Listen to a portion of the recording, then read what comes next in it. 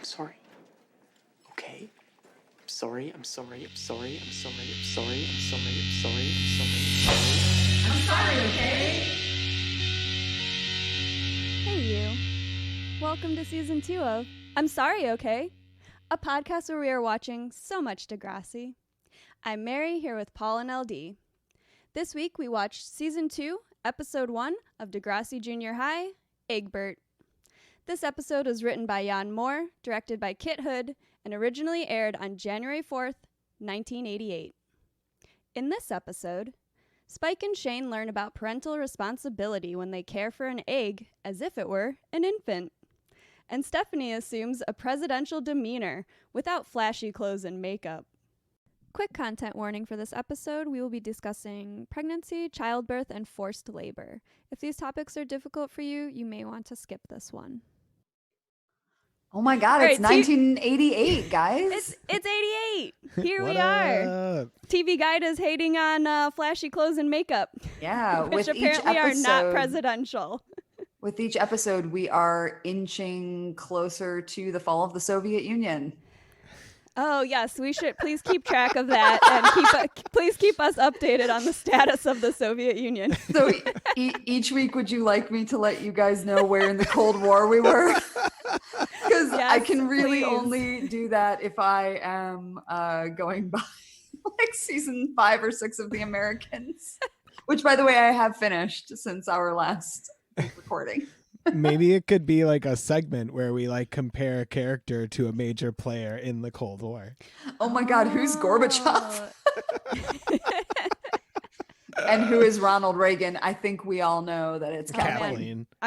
I'm gonna have to put some work in on Wikipedia if we're gonna start tracking these things. Listen, the only thing you need to know about the Cold War is that Rocky IV ended it. Well, yeah, okay. absolutely. Okay. That's all you have to know. Well, then Anybody I'm set. can change. Oh my God. Well, we're off to a good start with a with a Rocky reference. Good way to squeeze it into the first minute of season 2. We're not wasting any time. Season 2 opens with Spike attending a support group for pregnant teens. The counselor tells them that they're going to take care of an egg for 2 weeks. They'll treat it as if it's an infant and make sure it's warm, protect it from abuse and accidents, and never leave it unattended. If they can't arrange childcare, they'll have to bring it with them to school. All right. I feel like I feel like this is a plot on so many shows, and I want to know if this was the first one. Because I feel like they did it with like a sack of flour. We've seen it with like a baby doll. I think they did a couple of those on Wait. So you never did this in school? I never had to take care of anything. I did this in school. Yeah. What? Yeah. Did you both take care of a sack of flour? Yeah. I did not take care of a sack of flour. So for my assignment, we had to somehow like create a baby that like weighed 5 pounds. So a lot of people did a sack of flour. However, I used a doll that I had, and we had these like 5-pound ankle weights. So I put that around the doll. So I had this like cute little like baby, and everyone else had a sack of flour. Of course, you found a way to make it cute. I did. This is one of those things I thought was like a sitcom urban legend. Oh. No, this is very real. No, it's real. And I feel like the modern day version is that now they always have like some high tech doll that actually like keeps track of if you responded to it and like Ugh. Yeah, they do that. Way too much pressure. Yeah, they do that multiple times in I think Next Generation and possibly Next Class. The digital baby. Yeah, But yeah, the idea of just an egg, that feels really stressful because if you fuck up, then there's just egg everywhere. Yeah, like man. flour feels like it'd be a little easier to clean. Okay, but let's be honest. Either one of those are totally replaceable. You fuck your egg up, you can just get a new egg. That's what I was just going to say. I mean, they're really relying on like the honor system because if you crack an egg, you could just get a new egg. I also feel like we are entering into the divide of how people pronounce the word egg amongst our group. Because you guys, Egg. yeah, you guys both say egg. Egg. Yeah. Hey. Wait, what do you say? Egg. Egg. Egg. Egg. Egg. Egg.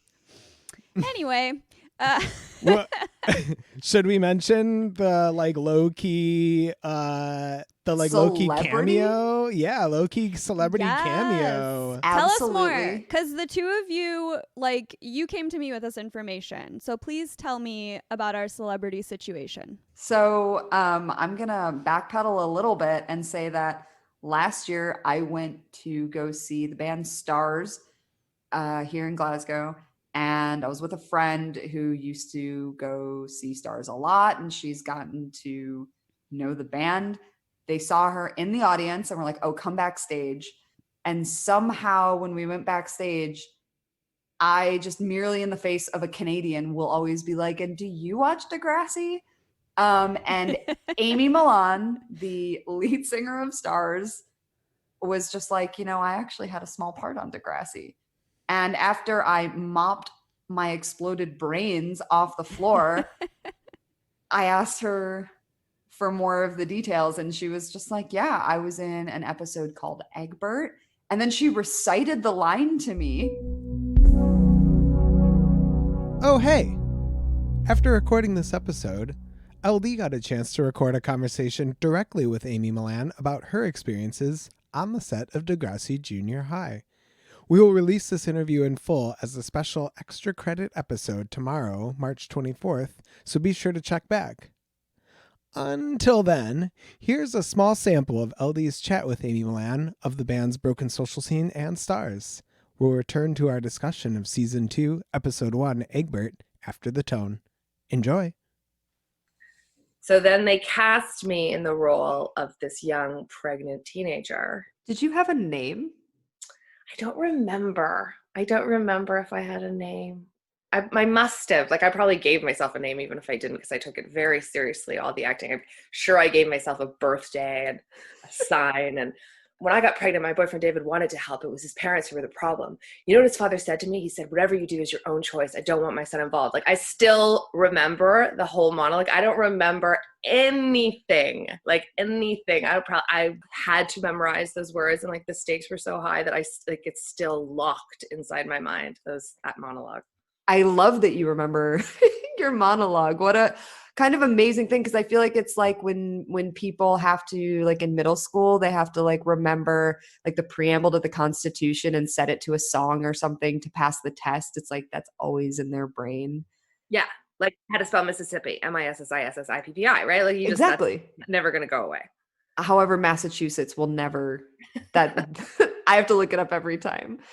So you knew someone on the show then, and did you know anybody else who was on the show? What was the actual day of shooting like? Did you find that you were familiar with anybody else? Was there a lot of waiting around? No, it's very professional. I was very nervous.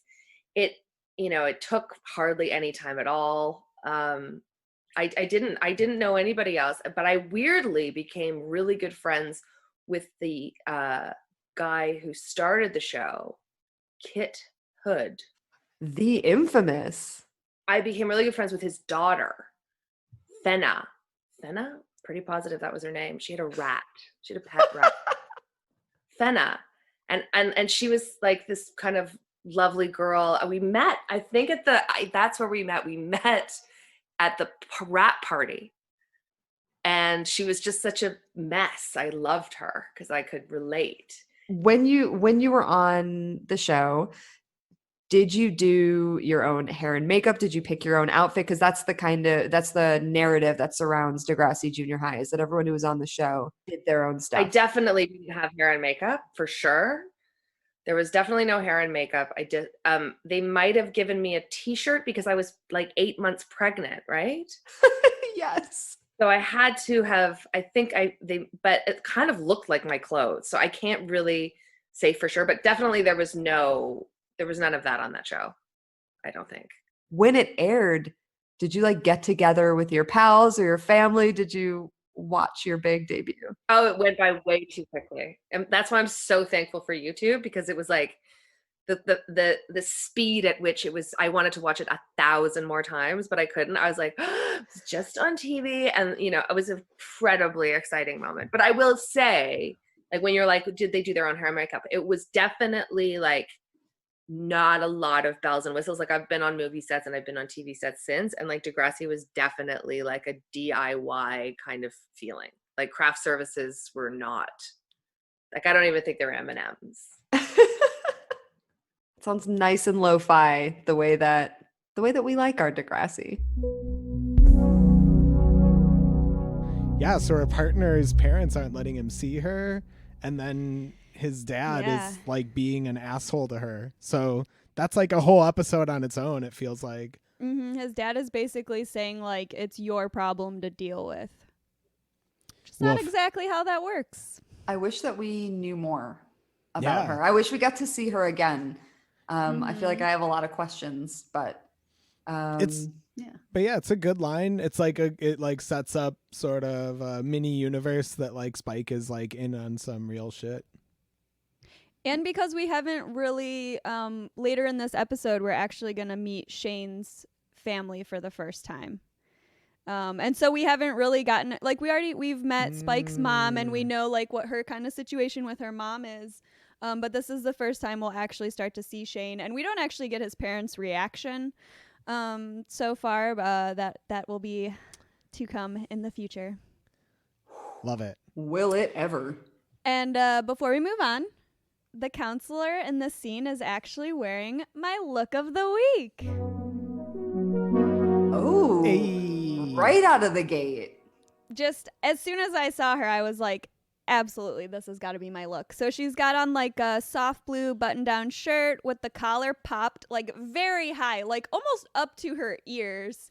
And then she's got like a kind of blue sweater vest over that, and then like a long locket. It's just an extremely good look. And I think she does stand up, and she's got like some kind of like skirt on with it. I mean, she's also a complete babe. She's got a very nice plant in there also. Looks like a nice calathea. And it seems like a lovely group. And even though, I mean, Paul had some negative things to say about the egg, but I actually think it's a very useful assignment. It really helps Spike to think about the realities of what it's going to be like to have a baby there. I think it's a lot of like when one is pregnant, you're imagining a lot of things like kind of far off into the future, but it's a really practical way of like, wait, this is going to just be like someone's going to be there that you're going to be responsible for at all times. And I think that's probably pretty hard to like wrap your head around, like just for anyone, but especially for a teenager. Definitely. So I support this assignment, and how dare you criticize this beautiful counselor? Who, me? Wait, what? Yeah, I felt like you thought the egg thing was stupid. No, I just thought it would be like, it's a lot to clean up if it breaks. That's all I said. I'm sorry. What the fuck? I didn't realize you were only concerned about the I was wondering why you were dragging me. I was like, I didn't say anything. Oh, maybe it was LD actually. I don't know. No one was I was feeling a lot of negative energy about this egg situation. That sounds like that's on you. No one was being nag on the egg, all right? It's okay. Like, all right. We all agree. We're all pro egg here. Exercise. But also, neg on the egg. Look for that new T-shirt. And I'm sorry, okay. That's okay, spelled O-K-A-Y.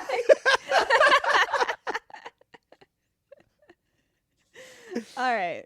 All right, let's settle down. So, at school the next day, everyone is back from holiday break. Kathleen and Melanie are gossiping about Shane and Spike, while Spike and the twins are discussing the egg. Spike tells him that she's babysitting the egg to find out what taking care of a baby is like.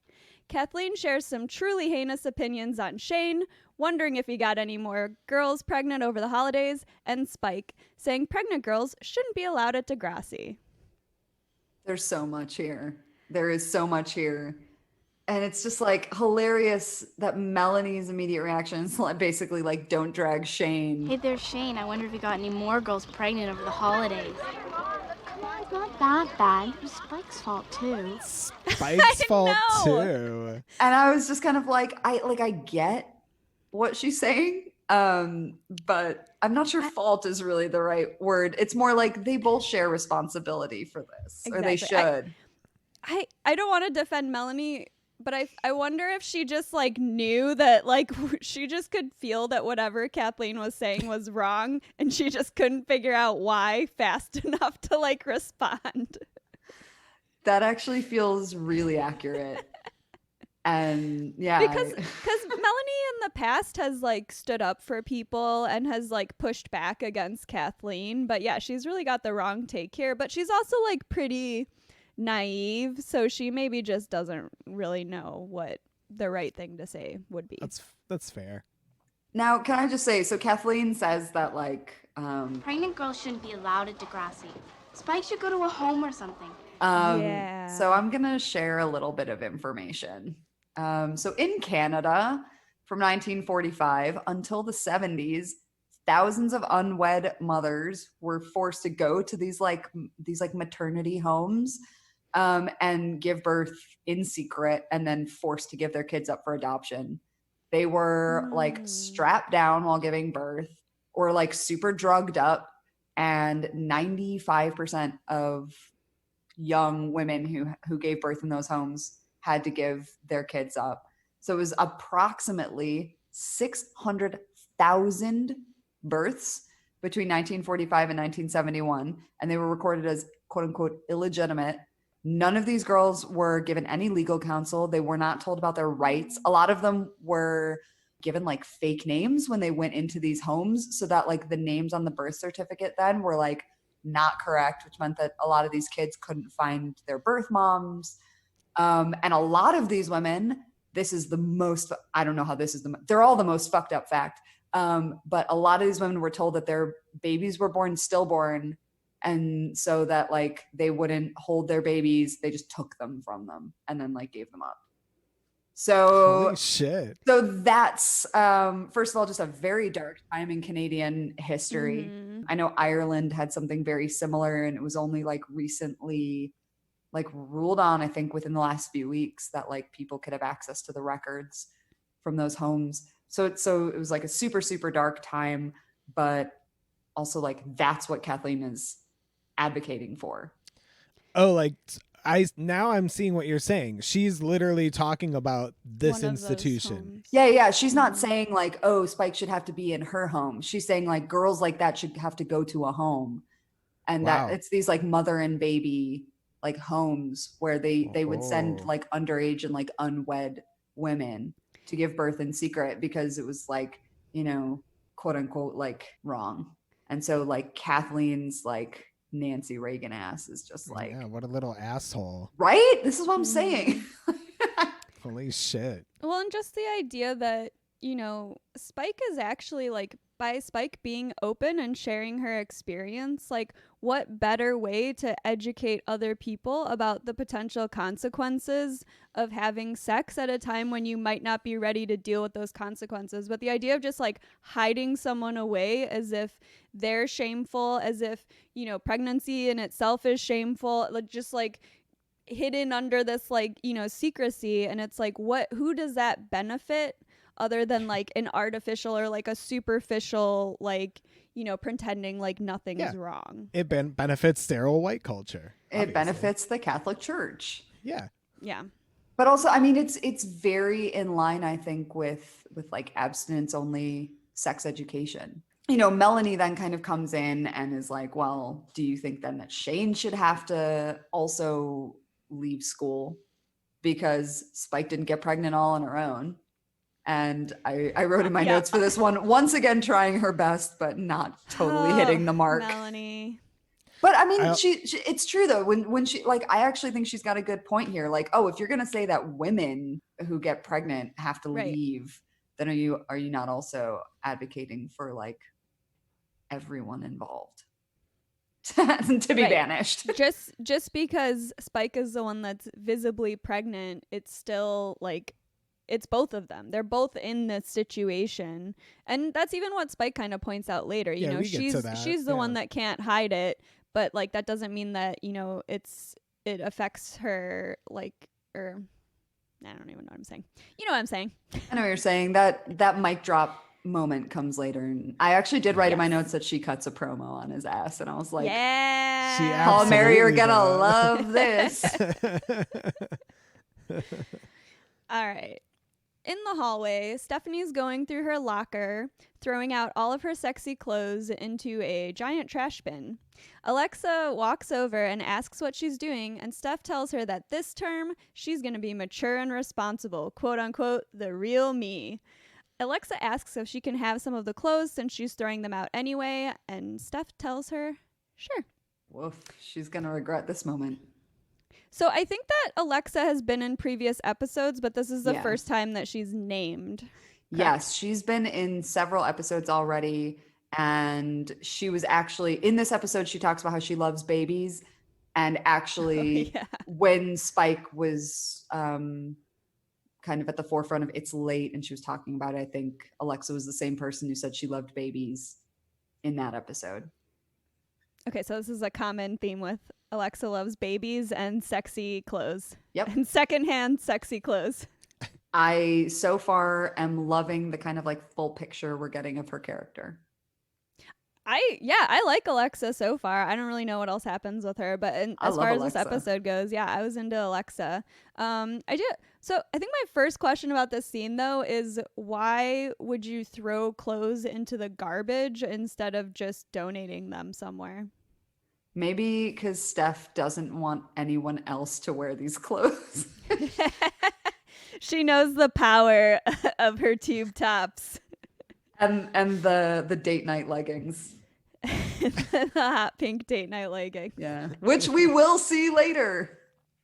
We will see later, and we will see that kind of sparkly like tulle thing. We'll get there. Yes. We'll get there. But I actually felt like Alexa. I kind of like the way that Alexa styled these clothes. I don't want to compare the two. They both have their own personal style, but I liked what Alexa did with the clothes while she has them. Alexa and Steph they both look really great in these clothes and when they're wearing more conservative stuff. Because throughout this whole episode, Steph is in this kind of new territory with her Like sartorial choices. Preppy and pink. Yeah, but I think she looks great. But I And think she loves a banana clip. I think the only thing that I don't like about it is that I don't think that she feels that great about it. Like, I think she's doing it because she feels she has to, not necessarily because this is who she really is. Or I still can't figure out which of these, or, and that's the thing is she doesn't have to choose. Like, she actually can have some preppy sweaters and button downs and cute stuff like that. And she can also have some just like sexy tube tops and leggings. Right. It's totally normal to have different types of clothing for different occasions. You're going to wear one thing to work versus, what you're going to wear going out. So I did also wonder, where do you think these sexy clothes came from in the first place? Like, are they just passed down from one teen to another in an endless cycle? Like, or did Steph doesn't have a job as far as I know. Like, how do you think she acquired these clothes? Here's what I think. And this is based off of absolutely no evidence. I think that because she lives with her mom and Arthur lives with their dad, I bet that her dad pays some kind of child support or gives her like a guilty, I don't see you that much allowance. And I bet she spent that allowance on sexy clothes. Smart. But I did find it kind of weird too that like her everyday clothes are different from her like disguise clothes from season 1. So like the clothes that she would come to school in season 1 were like really oversized. She kind of dressed a lot like the twins, like oversized like tops and big skirts. But she's not exactly dressing like that in season 2. So she actually has a whole new look. It's not just like her previous like school or going to school clothes.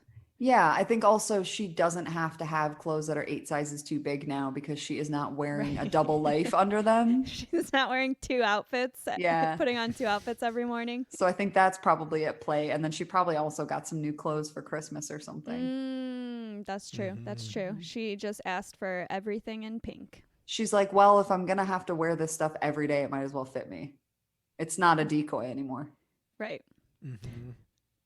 So next we move on into our first season 2 B plot. Yeah, that is the appropriate response. So Arthur is spraying Yick with a squirt gun in the hallway when a small child with glasses appears and asks where Miss Avery's class is. He's going to the same class as them, but they're confused because of how young he looks. They're also just like not that friendly. And I'm just for being a couple guys, of loser nerds, it's very like it feels off, very off. yeah, I don't like this B plot at all. Well, they're growing into young men, and so they now have to bully the boys who are younger and smaller than them. Ah, yes. The rite of passage. Time-honored tradition. To Also, keep the patriarchy alive. we get a memorial scene of Yick with just papers flying out of his locker, like they're being blown by a fan out of the locker, and him saying that they need bigger lockers. Oh, Yick. You cannot get lockers any bigger. Calm Yeah, down, that's Yick. like the biggest their possible lockers are locker. actually huge. I feel like we only got like half a locker when I was in the high school. Dude, get this dude a Lisa Frank Trapper Keeper. Or just like, Steph could just bring that trash can over to him and just dump all those papers in there. I'm positive you don't need all of your papers from the previous school year. You can if you're planning on giving them to someone who's going to cheat off of them. Ooh. If anyone needs to do an experiment in the future, that's true. Full That's true. circle. He did have that one, that one A- paper that someone might want to copy in the future. About stereotyping. Although I feel like Radich would definitely remember that one. Yeah. But for some reason, he would blame Joey. Absolutely. Mr. Jeremiah. Yeah, so it is weird that they're immediately rude to this kid because he looks just like them. But I think it's also supposed to signal, even in just looking at Arthur and Yick, they look older. Like you can tell that they're growing up in real time. And I think Yick's voice is like starting to change a little bit. Arthur seems pretty much the same, I guess. I think Arthur looks older. He looks a little older, yeah. He sounds about the same. Oh yeah, and Arthur says, "Since when do they allow little kids in junior high?" Sure. I think Whatever. that this kid, and we'll get an introduction to him later, but I think he's supposed to look specifically young, but he just kind of looks like them last season, so it's like I mean, I guess it's a little weird if like a new kid pops up like right after like the halfway point of the year, maybe. I don't know. Yeah, that is weird. Mhm. Right. Yeah, definitely. But whatever. That's- but it happens. That's Yeah. been me. So Oh. You would have I've had- been bullied by Arthur and Yick. Aw. I didn't really, when I was a new kid, I didn't really get bullied as a new kid, but also no. I was like a cute little goth girl, so Yeah, I It don't was know. Little a Mary joke. moves a lot. It me. Speaking of new kids, over in Radich's class, everyone is crowding around Spike and checking out her egg. Alexa draws a face on it, and one of the twins names it Eggbert. Radich then walks in with Simon Dexter, a new kid wearing a leather jacket and sunglasses, to English class. Stephanie thinks she recognizes him from TV and is immediately obsessed. First of all, face on the egg is horrifying. And second of all, Spike's braces are off, baby. Oh, I didn't even notice, Mm. but Spike is looking great in this episode. Yeah, totally. And also, Radich is wearing a very good sweater. Not my look of the week, but an extremely good patterned sweater. Radich does often look good. And also, did you guys notice that Joey and Snake were making fun of Steph for dressing more Yes. conservatively? So it's like she can't win because if she dresses sexy, all the girls are horrible to her. But if she dresses more conservatively, the boys call her a nun. A nun, and they said, "Oh, is she going to a costume party as a nun?" As if a nun would wear a bright pink shirt. She just Jesus. looks very normal and she Yeah. blends in with all of the other girls in the class. Exactly. She's not wearing something like ultra conservative. It's just it's like a high collared kind of puffy shirt. Also, Alexa has total heart eyes for Simon Dexter also. Yes. I just started and ended that sentence with also. Just in case you missed it. Also. Oh, I actually thought Alexa drew a pretty good face on the egg. You were not. And I wonder. Do you think she drew it herself? It's not a bad face. It's just gonna haunt me. It peers around corners in my nightmares. I absolutely hate it. Yeah, thank you. It's unnatural. It's just unnatural to have a face on an egg and the wavy smile. That is true. I guess I thought it was a good cartoon face, but yeah, it's not the face that I would want my baby to have. No. To look at me with. No. Props though for naming it Eggbert, very on the nose. Sure. I actually thought it was really nice that everyone is being really supportive of Spike. They're all she's got a whole crew. She's got a whole crew. Everyone's around her and asking her questions. Lucy is still very anti-parent and cannot understand why Spike is even considering keeping the baby. But they're all just interested in what's happening with her, what she's gonna do. And I think it's and it's really interesting to contrast with how people are treating Shane later on in the episode. It's true. And I think that, the girls that are all supporting Spike are probably also seeing a little bit of themselves in this situation. I go on dates with boys. This could be something that affects me. And I think that they want to be there for their buddy. Yeah. Totally. Whereas with Shane, it's he is instantly a pariah. But also if he wasn't acting so garbage, people might view him differently. You know what I mean? If he were sticking by Spike, if he were he's super him. Withdrawn. So it's how do you even interact with that? Yeah. So drag him all you want. Yeah. Yeah. We are anti-Shane. So in Miss Avery's class, she introduces Scooter Webster, the small bean from the hallway, as an elementary student who has skipped ahead to 7th grade. He is a small bean. He's so small. SMOL. It's all we know about him. He's small and he's smart. And his name is Scooter. And his name is Scooter. The new and improved nerd dork on the block. So Arthur and Yick have every right to be intimidated by this kid. I love that this kid has transferred to a new school and is amongst people who are older than him. It could be intimidating. And he still is guys, call me Scooter. That's he knows dedication. How to make an entrance. I love him. He is pretty confident. He just walks in and asks where, or was that a throwback to I guess that was a throwback to when Arthur's first day. Asking the way he asks for directions. Yeah. So after class, Shane finds Spike and tries to apologize to her. He's sorry that she got pregnant. It was an accident and he wants them to be friends like before. But Spike can't be friends like before because she wasn't pregnant then and things have changed. I mean, that is factual. Nothing but facts.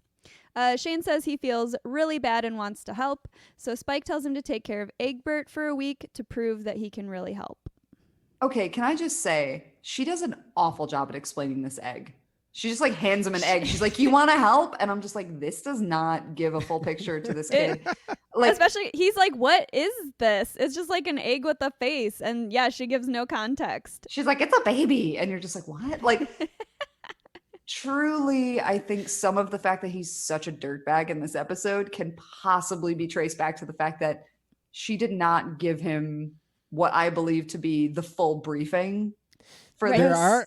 There are a couple scenes where it's sort of the situation isn't actually his fault. If in the classroom, classroom, they just steal it from him and he's sort of hey, give it back. And then she walks in on the situation. So I mean, to be fair, he also doesn't do a super good job. He's not he's not come on guys, he's not running around trying to get it back. He's just kind of huh, guys. So also, like, I feel bad for him like once, but still not much, because I still think he does a pretty bad job. Yeah. He also almost gives us an I'm sorry, okay. Let me go. I'm sorry you got pregnant, okay? It was an accident. I'm gonna count it. Yeah. Yeah. Okay. I think it absolutely counts. It's one for the collection. He also asks how he's gonna explain the egg to his parents, and like, dude, if you can't even explain this egg baby, how are you going to explain the actual baby? Also, I was just thinking, like, you don't fucking have to. Just put it in a box. You're already not going to take this very seriously, so just don't. Look, Shane, when you get home, just hide it behind your back. Yeah, that works. It's the Degrassi way. Act really awkward. And act extremely awkward. I actually really enjoyed Spike's like utilitarian prop box for the egg, the little like carrier. Oh yes, I did too. Yeah. It's almost like, it's not quite a jewelry box. It's almost like a little gift box that's very like egg sized. Nothing but the best for our Eggbert. I actually did put Eggbert as my utilitarian prop of the week, but I do also love the box. Yeah. Box Don't is nag good. the egg. Give it a nice box.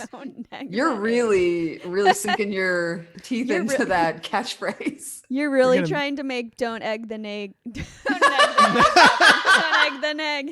I'm not even doing a good enough job yet. Don't This nag is the terrible. egg. Wow. All right.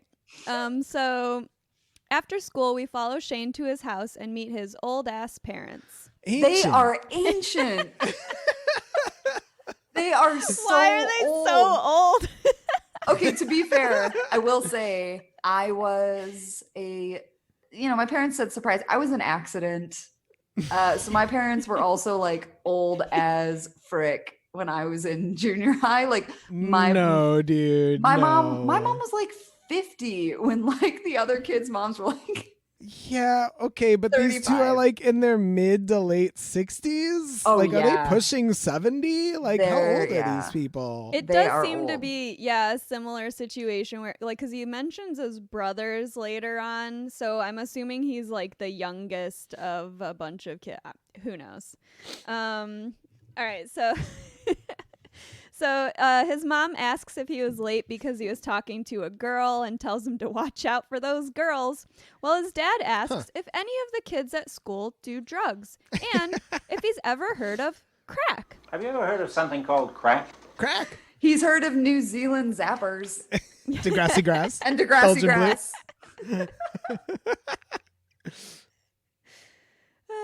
True. Dad, don't worry. The kids are only doing vitamins at school. So he also he does bring the egg home and he just hides it in his pocket. So he didn't have to explain it to his parents. He just like hid it like Oh, LD has made her own little Eggbert. I'm just Here. gonna slap some text over that says "Don't nag the egg." I think we should each draw a face on an egg and take a picture of it for social media for this one. Oh, Sure. absolutely. Good. Yeah, we've got some eggs. We will do that. Also, I'm not Definitely. sure if you saw the end of my notes, but I did ask how you would eat Eggbert. Oh, I also listed that actually. Oh. I wasn't sure if you saw my note that said how I would want to eat. Wait. No, I wrote what I would eat. My mind did not go there, but let's discuss it at the end. We'll when- get there. We'll definitely get I there. really when Eggbert thought about it. dies. All right, sorry everybody. I really But I- derailed us with No, it's I okay. like. own- I also like Shane's dad. Like, well, maybe I'm getting old, but seems everywhere you look these days, kids are messing themselves up one way or another. Have you ever heard of something called crack? And his dad also gets a call. Is his dad supposed to be like a therapist or pastor. a pastor? He calls himself a Okay. man of the cloth later when his parents are being again old as fuck and they're playing like gin rummy. Yes, yes, I have that noted for later. Okay, so his dad gets a call. So he's a pastor, and this is why he's talking about kids in such a weird alien way, because he doesn't actually know how to relate to them because he's religious. Okay. Also throughout this scene, Shane's mom is baking, and she asks him to grab her some eggs from the fridge. If only Shane could get an egg. It would have been absolutely shit hot if he had pulled it out of his pocket and just cracked it for her. I got one right here. Oh, I got your egg. Bitch. Okay. Go on, it's a baby. Eggbert. So Shane shows up to school the next day carrying Eggbert in a tiny baseball hat filled with tissue. And everyone at school notices and makes chicken noises at him or asks about Eggbert and how he's doing. Steph tells the twins that she saw the commercial again last night, that she thinks the new kid is in. She is still talking about this. I don't think we really care, though. I mean, okay, so first of all, I think it's really lame that they're all making fun of Shane, because it's like when he doesn't accept any responsibility for the baby, he deserves to be just piled on. But he is attempting to, like, quote unquote, help out with this egg thing. So maybe they should actually be less terrible, and then he won't be so embarrassed to help with his own child. It's also, I could see if, like, all of this happened within, like, he walks up and a bunch of kids start saying something about the egg. But the fact that all these separate kids are, first of all, notice that he's holding the egg and then, like, make fun of him for it just seemed like it's not that funny. Like, they also all know about the egg. Like, they know about the egg because of Spike. Yeah, and no one why. No one gave Spike a hard time about it. So, and obviously they all know. Okay, I did have a question. Do you think that the adults at Degrassi know that, like, Spike is pregnant at this point and that Shane's the father, and that there's all of this kind of, like, bullying and discussion and, like, all of this stuff going on? Or do you think they're just absolutely missing all of this? They always know. Yeah. So they're just knowing, and they know and are just choosing to do nothing about it. Yep. Classic Degrassi teachers. Hands off, baby. Yeah.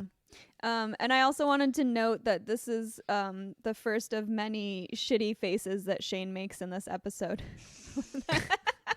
This is also a Narbo sighting. So Steph says that she watched the commercial again and she's positive it's Simon.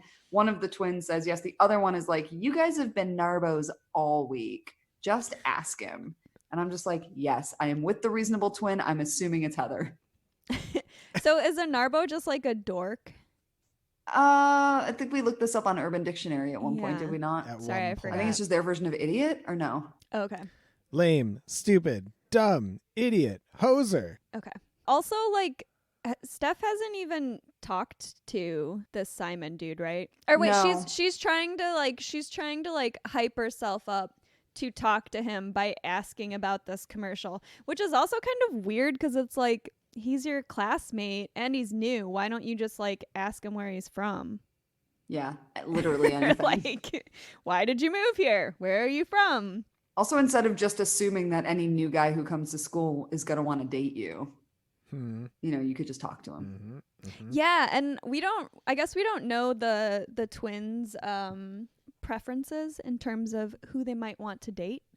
But it's interesting that it's always Steph is interested in a dude, and then the twins are there to, like, just listen to her endlessly talk about it, but they never seem to have, like, any crushes of their own. Yeah, it's kind of a bummer. Kind of weird. I think we get into some real girl culture and, like, girl dynamics in this episode that are really kind of toxic. I agree. Yeah, when we get to the party. And I will say, like, that dynamic, like, I definitely had friends in, like, middle school, high school who anytime a cute boy appeared, they'd try to, like, claim dibs, like, oh, I have a crush on him. And then, but, like, about every single cute boy that appeared. And it's like, you don't get all of the cute boys to yourself, actually. But so, like, with Steph doing that, maybe it is actually kind of realistic that there's like often one friend who's like frequently talking about that, and then the other friends are just kind of like letting her. But it is a little bit weird that the twins don't really also talk about their crushes or whatever. It's very weird. And it's just a strange idea that like anyone gets dibs on another human being. You got to get out there and earn it. Exactly. Hell yeah. Yes, Be like Alexa. There's no Yeah. such thing as dibs. Also because, you know, relationships are based on mutual chemistry. You don't just get to decide you like someone so you're going to date them. Like, that's not how dating works. Yeah, I feel like there's been people that I've had a crush on before, and then like once we hang out, I'm like, never mind. Exactly. Maybe Simon sucks. She has no idea. She's never actually talked to him. And actually, given some things he says later on in the episode, I feel like he might suck, but I can't make a definitive opinion yet. Yeah, we don't get Simon's typically kind of a minor player. Back to our B plot.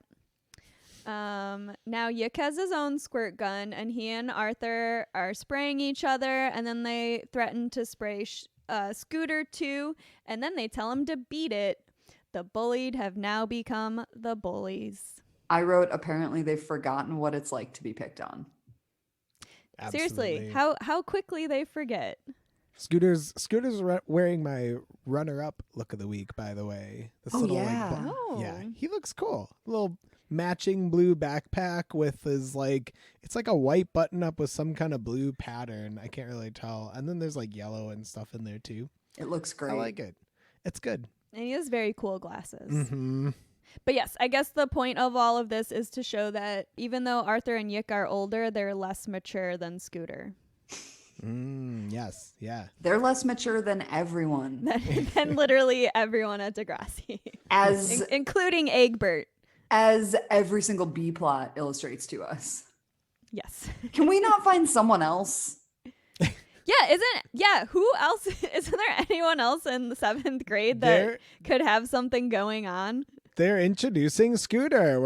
I'm sure we'll get some more stories out of him, right? No, maybe not. I don't know. I feel like he's just gonna end up joining their little nerd crew. Okay, I'd love to see them playing Magic the Gathering together. Or Dungeons and Dragons. Definitely. All right, so in Radich's class, some cool dude grabs Eggbert from Shane and says, "Tell me a joke, Daddy. I promise not to crack up," which is actually very funny. Lucy tells everyone her parents are going out of town. Having a party tonight, and you're all invited. And then Shane asks Spike to babysit so he can go to the party, but she tells him no. Yeah, bro, come on. Yeah, dude, absolutely not.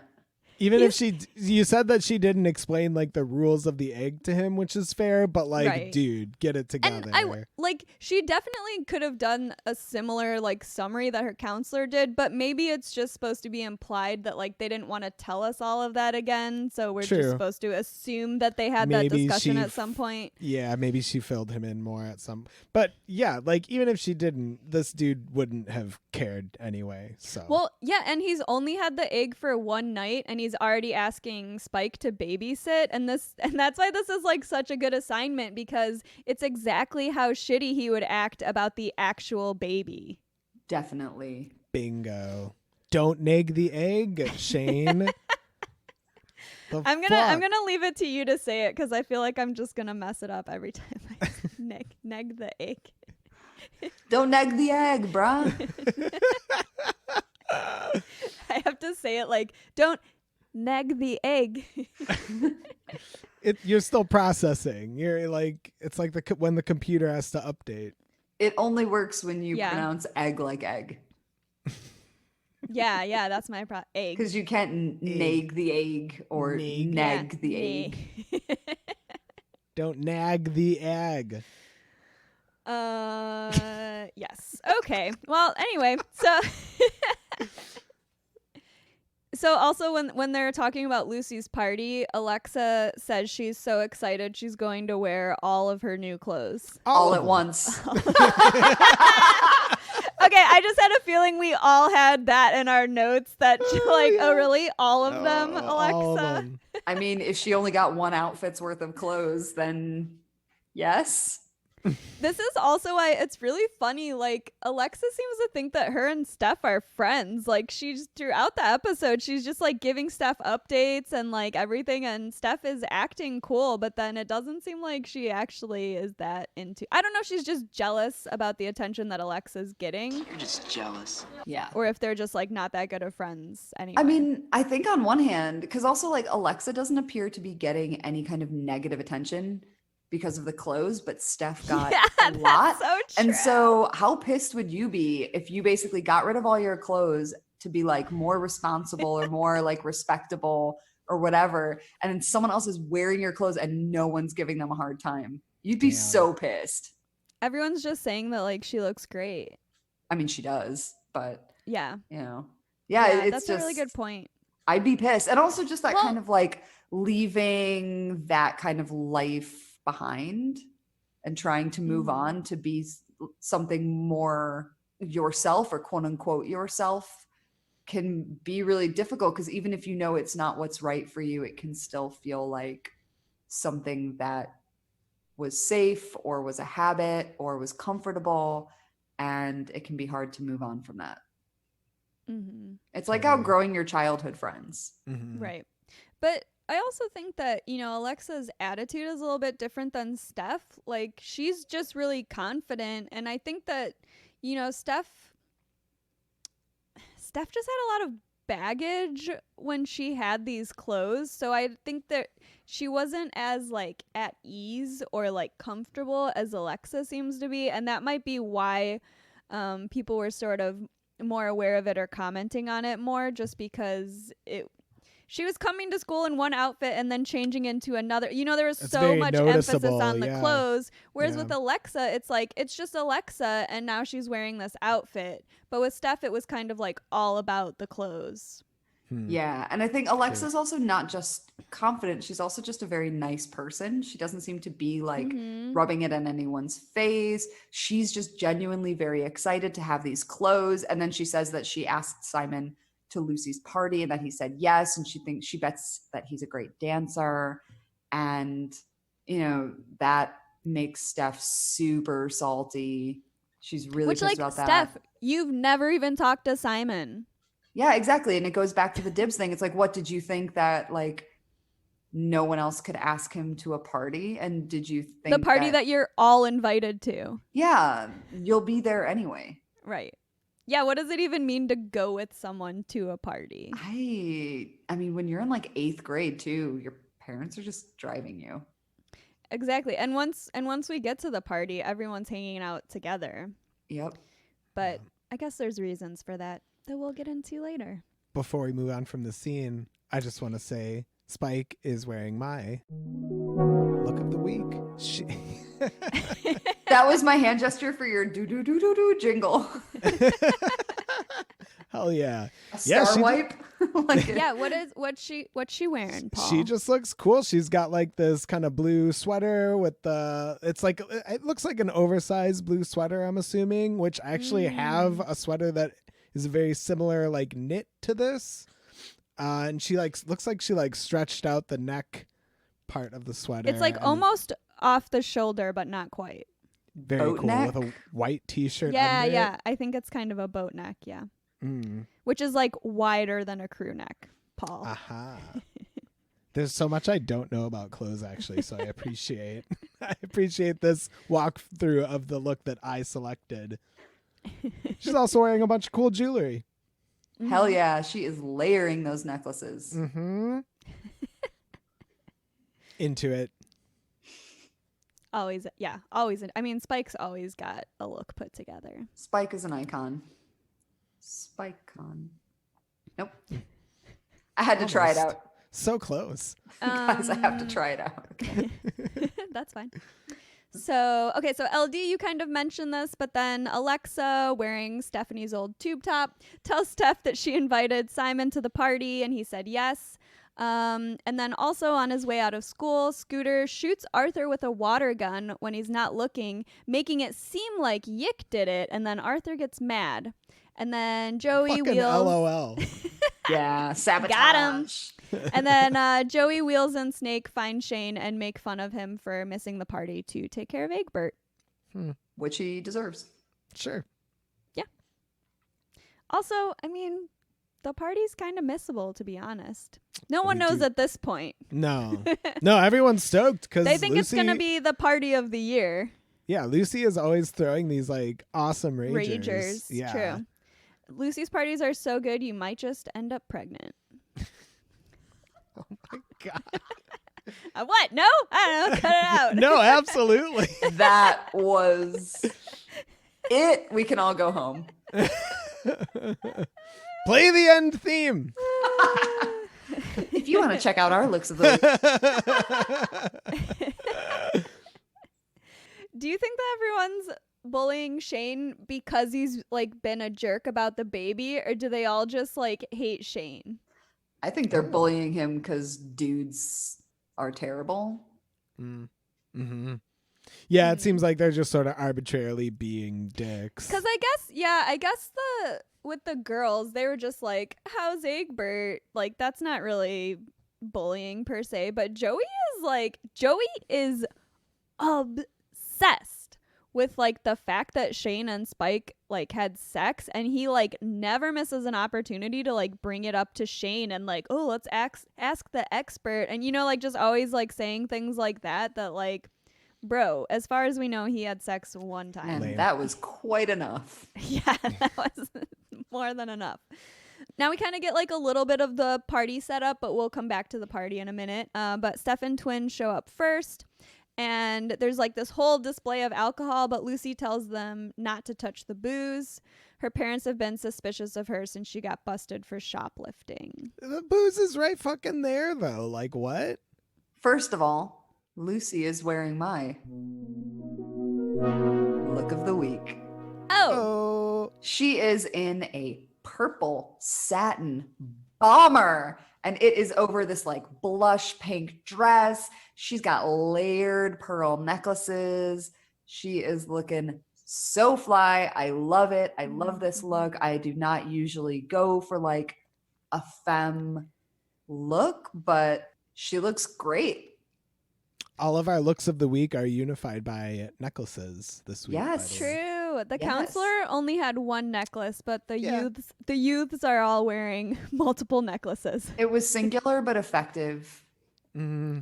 And then I also wrote, just put the booze in a closet. Or Yeah, something. like, Yeah, why didn't why is put it sitting- put it in your parents' room or something? Why is it Also, out? maybe her parents would come home and see it was like in a different spot. Like if she put it back and didn't put it back right, maybe they'd know. So maybe this is kind of an attempt. Damn true. That's very true. Like, you don't want to mess with it. But even then, My- take a Polaroid, baby. Like, Yeah.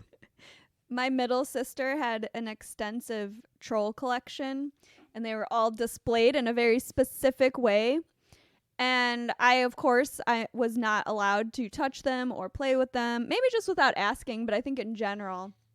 But obviously I would anyway. And somehow she would always know. Like, I would try to put them back how I found them, but she would always know. So I do think that it might be that situation of, yeah, her parents have the alcohol arranged in a specific way, and she's afraid to even, like, touch it. Damn, that's true. Because she You didn't hate even to see say, it.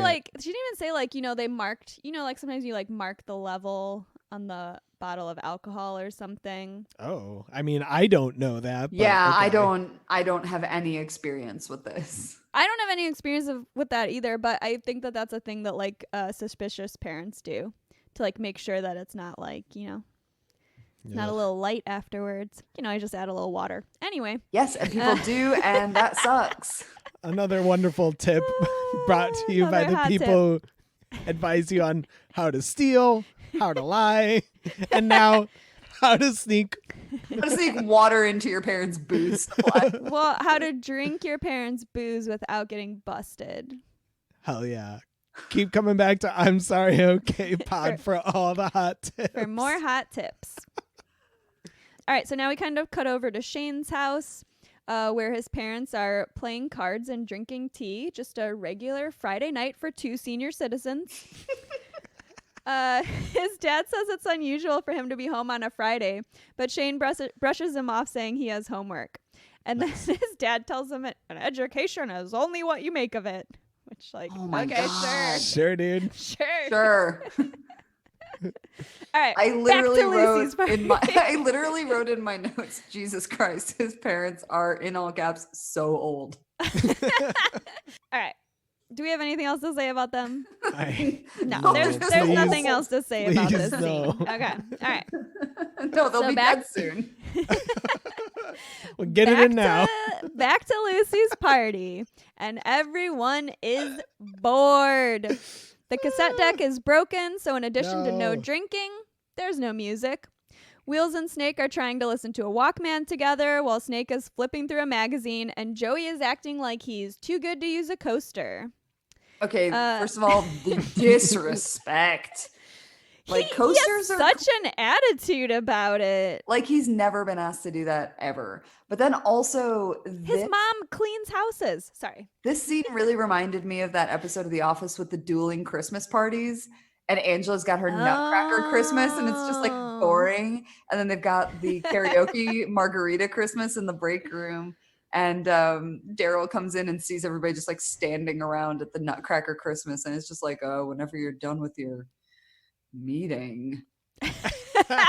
This really reminded me of that. But I was also just kind of like, I don't buy that like people would not be making their own fun, just like sitting around and like talking or playing a game. I was or like, something. yeah, why aren't they where's Spin the watching Bottle? something? Yeah, playing a Truth game. or Dare.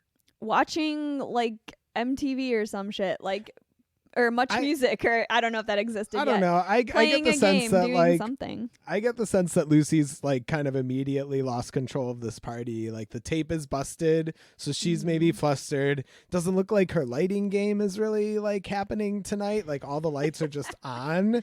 So like Yeah. who has a party with all the lights on? Like people that Yeah. aren't at it. Well, Like and when she's worried about things getting broken, or like it's a way more like cautious party than the other parties. yeah, so I could just see that the vibe is just like bad and everyone can sense it. I mean, to Right. which I would ask, why bother having a party? If you knew that you couldn't really do anything, you can't rage Well- because your parents don't trust you anymore. Why don't you just not have a party? Or just invite a few friends over? You miss 100% of the shots you don't take, bro. Wayne Gretzky, Michael Scott. Michael Scott. Yeah, I think she just doesn't want to be alone, but also yes, she could have just invited like the girls over or something. That's all I'm saying. So Alexa tells Steph that Simon has invited her to a movie, and Steph gets really jealous and acts like she just lent her the clothes and says that now she wants them back. But Alexa tells her no way, and then Steph offers to buy them back, but Alexa will not return the tube tops, the hot pink date leggings, or any of it. A deal's a deal, baby. And also, I'm super glad that those date night leggings are working for somebody, because they have never worked out for Stephanie. Wait, yeah, this is the first successful date. It's so successful, it has led to a second date. Steph's never gotten that far. That's all I'm saying. And also, when Simon and Alexa are talking, Stephanie is just standing like right behind them in the dark, like a total creep. Lurking. Absolute Still- lurking. Still not ever like speaking to Simon herself. But Yeah, getting this is so like mad about it. this is like peak kind of like toxic girl culture, because Yeah. she also like Absolutely. she does refer to Alexa at some point as a phony, and like you Right, know, even though obviously- Steph is the true phony. I mean, this Absolutely. dude doesn't know that she exists, basically. no. So, like, No. get over it. Oh, and so also Shane shows up with Eggbert, We decided to come. Lots of people bring their babies to parties.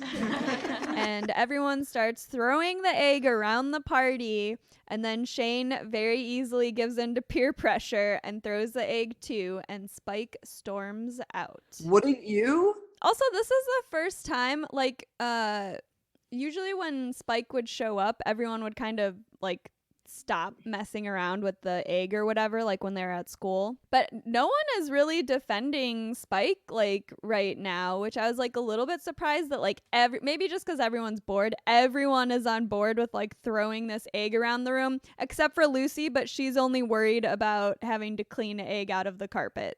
depending on the specific weave of the carpet, it may Sure, not break. sure. There might be enough cushion for it. That I could see that in like a carpet commercial. Yes. This exact scene, but where the egg does land on the ground. But it doesn't crack. Don't worry, our carpet will not neg the egg. 588 2300. All right. So Shane follows Spike out of the party and they get into it. Shane tells her that he can't tell his parents, and she says, That's the difference between you and me. You've got a choice. You can go home and pretend nothing is happening. Everywhere I go, I'm pregnant. She says Shane only wants to help until it becomes inconvenient and she can't trust him. She throws Eggbert on the ground, smashing it, and leaves. No. Shane goes home and tells his parents he has something to tell them. He only tells them he has something to tell them, though. We don't actually get to see him telling them the news. I actually Big kind of cliffhanger. appreciate that. I like that sometimes they have these conversations off camera. Yeah. Yeah, I think Steph and her mom have had some off-camera conversations. Oh boy, have they. I found it interesting because she's like, because Shane at some point is like, oh, it's embarrassing, to have the egg or whatever. And she's like, you think you're embarrassed? Like, I'm going to get fat and have a baby. And I do think it's very interesting that they never use the word birth. They never say like give birth. Yes, I do think like birth seems pretty terrifying, giving birth, but maybe she just can't even be scared about that yet. She'll get scared about that later. I'm scared about it for her. Imagine being 14 and giving birth. I can't imagine being 35 and giving birth. Yeah. Yeah. It's horrifying. But I mean, and it is, it's a little bit naive, but her main concern is just that she's going to get fat. Because I think that's all she can really process right now about what it's going to be like to be pregnant, is she's physically going to look different. I mean, that's a huge thing because your body already is changing so much when you're that age. And so it's probably really scary. And also that's sort of the signifier that will tell the world. Because right now people at her school know, but like if she's just like in the grocery store, you know what I mean? Like someone might not necessarily know, but like once she's further along, people are going to know. And I think that that's probably a really scary thing because it probably doesn't invite a lot of commentary from people, or you would assume. Right. But yeah, I love that she says like, you can go home and pretend nothing's different, but everywhere I go, I'm pregnant. And I also love that she says, You don't want to help. You just want to stop feeling guilty. Yeah. Because I'm just like, yes, this is exactly it. Like he is not offering to help because he is trying to rectify the situation. He is offering to help because he wants to stop feeling bad and he wants to have the appearance of somebody who is doing the right thing. And he's also putting it on her to like tell him how to help. Like he's not taking any initiative. He's not joining a support group or like, going to a Mama K for a brochure. He's not doing anything. He hasn't done anything on his own. He's just expecting her to handle everything and then to also tell him what to do, like, which is not her responsibility. To be fair, it's a little late for the brochure.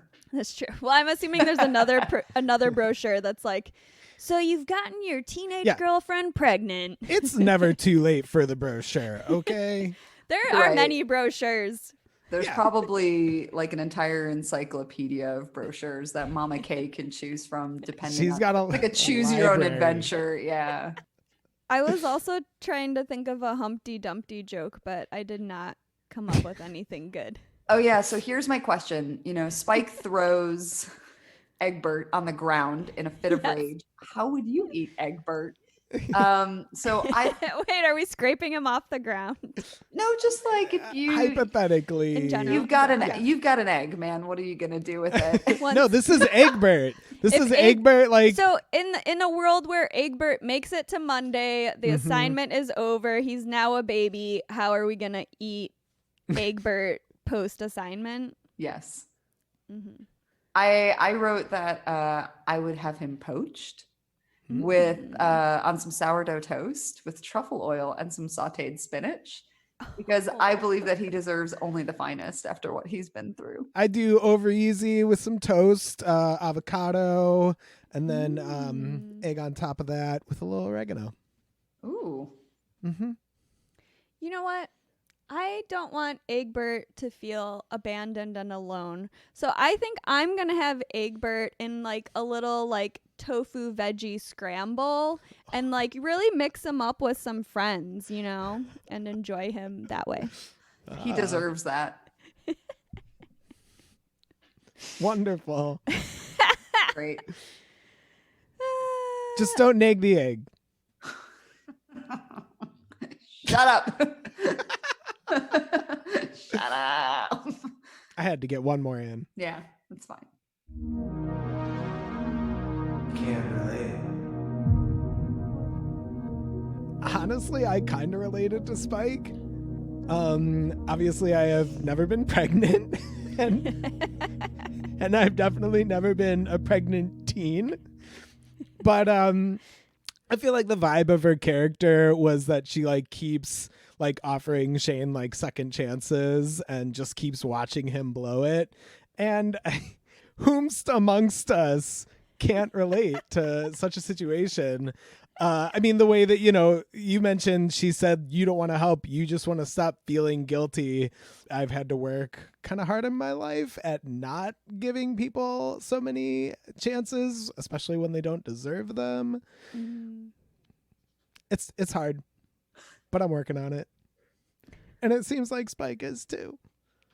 Yeah, no, Spike's setting a really firm boundary here. Oh, yeah. I'm laughing so much.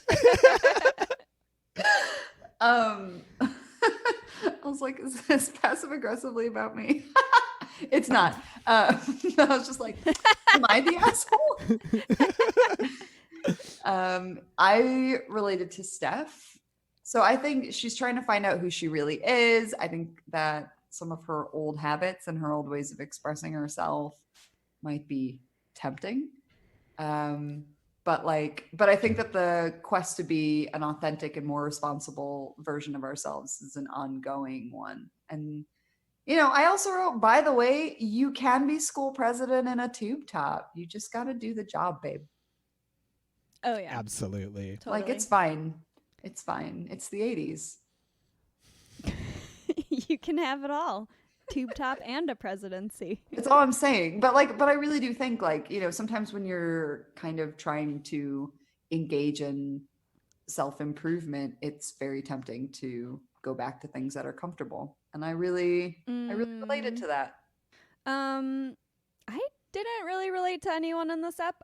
I guess like a little bit with Spike, just because, you know, I've also been, you know, disappointed in men throughout my life. But beyond that, I didn't really make a connection. I don't know. I could actually see you being the counselor who's like, here's an egg. Oh, I didn't even consider the counselor, but my look of the week, of course, that's who I related to. I thought she had a great assignment. It was very thorough. She told the kids exactly what they needed to know, and it helped Spike to like really like think about what it was going to be like to have this baby, and to also like, you know, set some boundaries with Shane, because she knows that like he's not going to be there for her and she's not going to have time for him. So you're right. I relate to the counselor. You know, you're who I go to when I need advice. So I feel like anytime there's a responsible adult on this show, I'm like, that's who Mary relates to. So, friends, what did we learn today? I learned that you can't always trust the motivations of other people, and that even if it seems like someone is trying to help, they may actually just be self-serving dicks. Mine's really similar. I learned that often people will try to say the right thing, but their actions speak louder. So Shane didn't stop people from tossing Eggbert around, he didn't tell his parents, and he didn't assist Spike for any reason other than to assuage his own guilt, which makes this a hollow gesture and only further deepens the chasm between them. Assuage. And chasm. Chasm. Oh dear. Today we learned that if you let people know when you're going through a hard time, they will generally support you. With the exception of Kathleen, everyone has been really kind to Spike since finding out she's pregnant. She's been able to rely on the twins and Wheels for advice, and also has the support of her counselor and support group. But Shane's experience has been a lot different. He hasn't really taken responsibility for his role in her pregnancy or shared his feelings with anyone. So no one really supports or defends him except for a pretty weak defense from Melanie. Which is also just kind of saying that he should also be punished rather than an actual defense of him. If he had been more supportive of Spike or more open about his feelings, he might have had a different experience. You can listen to I'm Sorry, Okay, a Degrassi podcast on Acast, Spotify, Stitcher, or wherever you listen to podcasts. And if you enjoy what we're doing here at I'm Sorry, Okay, be sure to give us a rating and a review on Apple Podcasts. That's it for Eggbert. Thanks for listening. You can find and follow us on social media at I'm Sorry, Okay Pod. OK is OKAY, and email us at I'mSorryOkayPod@gmail.com. Next week, we'll be watching A Helping Hand.